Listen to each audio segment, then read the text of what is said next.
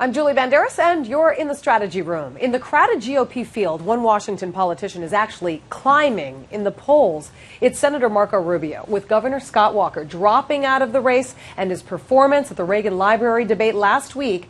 Senator Rubio is even gaining ground on mentor Jeb Bush.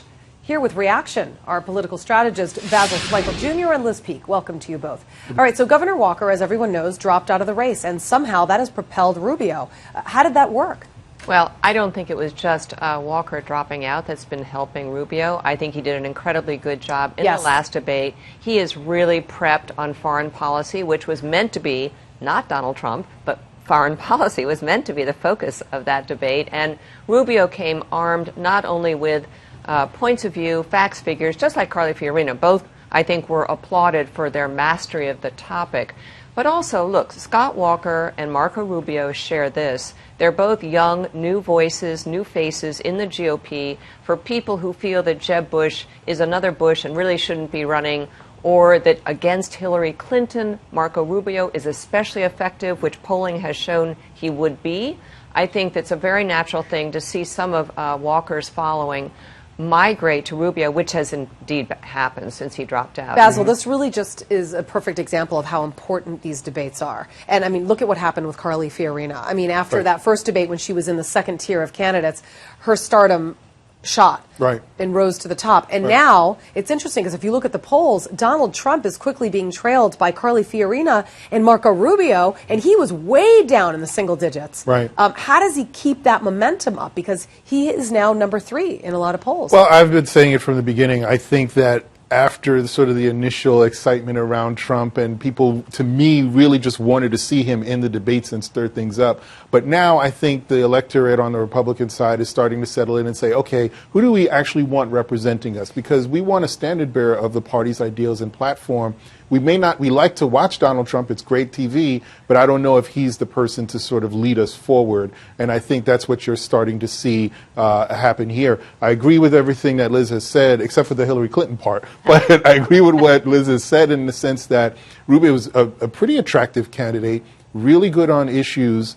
And I never got the sense that Scott Walker really had any traction. And with all the stories that were coming out now about these sort of midnight meetings and the donors defecting, I think they had to have somebody to go to, and Rubio was the one. I also think that when Scott Walker bowed out, he almost pleaded with the Republican counterparts, others in the race, to do the same thing, to narrow the field and to find someone with a positive message. What I have liked about Marco Rubio from day one, he has the most winning and convincing message, which is, I love America, it's a great country, you know, here's what we're going to do to make it even greater. He's positive. He has the love of country that only an immigrant, first-generation immigrant can have. I think it's terrific, and I think it's a natural person You speak of him being an immigrant, and I want to say, as far as the Hispanic vote, okay, so now you've got Jeb Bush, and he prides himself on being able to be very relatable to Hispanics. He was also a mentor of Marco Rubio. Now, Marco Rubio really is giving Jeb Bush a run for his money. How much of it do you think weighs on the debate? Because there was a lot of back and forth between Donald Trump and Jeb Bush, which potentially could turn people off. Whereas Marco Rubio stayed on the straight and narrow. He really did focus on the topics, much like Carly Fiorina. He didn't get involved in a lot of the mudslinging. And I think that's the kind of credibility that people admire. No, that's absolutely right. I think one of the things, and going to Liz's point, he runs a positive message campaign. First of all, message discipline is hugely important, and I think he has that. But also, presidential campaigns are, yes, they're about messaging, they're about policy, but also about symbolism.